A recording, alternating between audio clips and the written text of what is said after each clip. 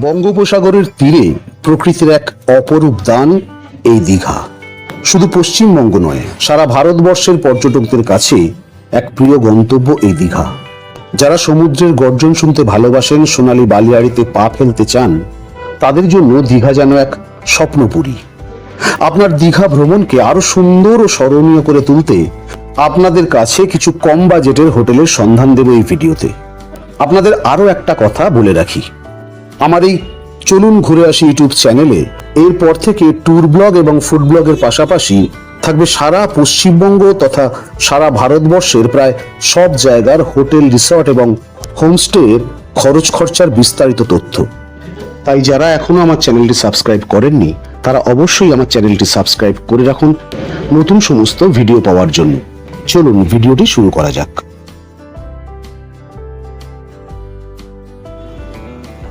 প্রথমে যে হোটেলটির কথা আপনাদের বলবো তার নাম হলো হোটেল লোটাস। এই হোটেলটি ওল্ড দীঘায় অবস্থিত। কর্তৃপক্ষের ব্যবহার বেশ ভালো। থাকা খাওয়া নিয়ে একদিনে মাথা পিছু খরচা পড়বে 450 টাকা মতো। হোটেলের ফোন নাম্বার দেওয়া হলো।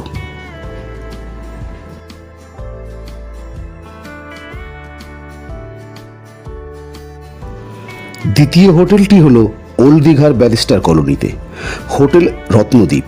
এদের আরও কয়েকটি হোটেল আছে। এই হোটেল থেকে কাছেই পাবেন দীঘার মোহনা বিচ। এই হোটেলেও মাথা পিছু থাকা খাওয়ার খরচা একদিনে 450 টাকা। হোটেলের ফোন নাম্বার আপনাদেরকে দেওয়া হলো।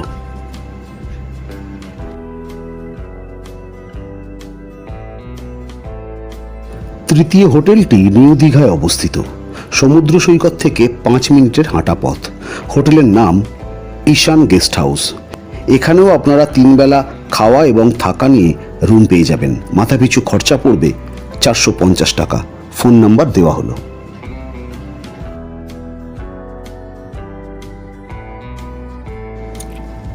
চতুর্থ এই হোটেলটিতেই রয়েছে চমক। হোটেলের নাম অবকাশ গেস্ট হাউস। স্টেশন থেকে মাত্র 10 টাকা টোটো ভাড়া দিয়ে পৌঁছে যেতে পারবেন এই হোটেলে। এটি নিউ দীঘায় অবস্থিত। থাকা এবং খাওয়া নিয়ে খরচ পড়বে মাথাপিছু মাত্র 399 টাকা। ফোন নাম্বার দেওয়া রইল।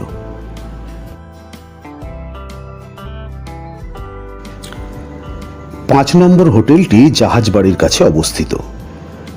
বাস পার্টিরাও এখানে আসতে পারেন। 60 জনের মতো ব্যবস্থা আছে। হোটেলের নাম দীঘা তাজ হোটেল। এখানেও থাকা এবং খাওয়া নিয়ে 450 টাকা মাথাপিছু খরচা পড়বে। ফোন নাম্বার দেওয়া রইল।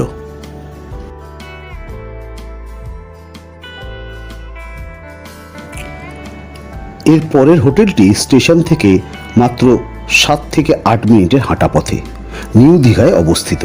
হোটেলের নাম মিলন গেস্ট হাউস। কর্তৃপক্ষের ব্যবহার বেশ ভালো।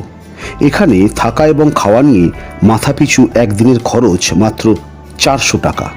ফোন নাম্বার দেওয়া রইল।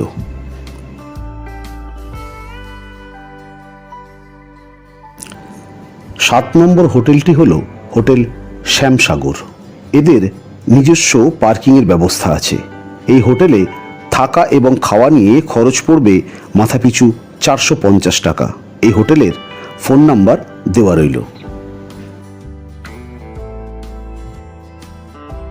এই 8 নম্বর হোটেলটি হলো অমরাবতী পার্কের ঠিক পিছন দিকে। এই হোটেলে সকাল 9টা থেকে রাত্রি 10টা অবধি ফোন করতে পারবেন বুকিংয়ের জন্য। হোটেলটির নাম হলো হোটেল আরুষ। থাকা এবং খাওয়া নিয়ে মাথাপিছু খরচ মাত্র 500 টাকা। কমপক্ষে 3 জন হতে হবে। 2 জন হলে খরচ পড়বে 600 টাকা করে। ফোন নাম্বার দেওয়া রইল।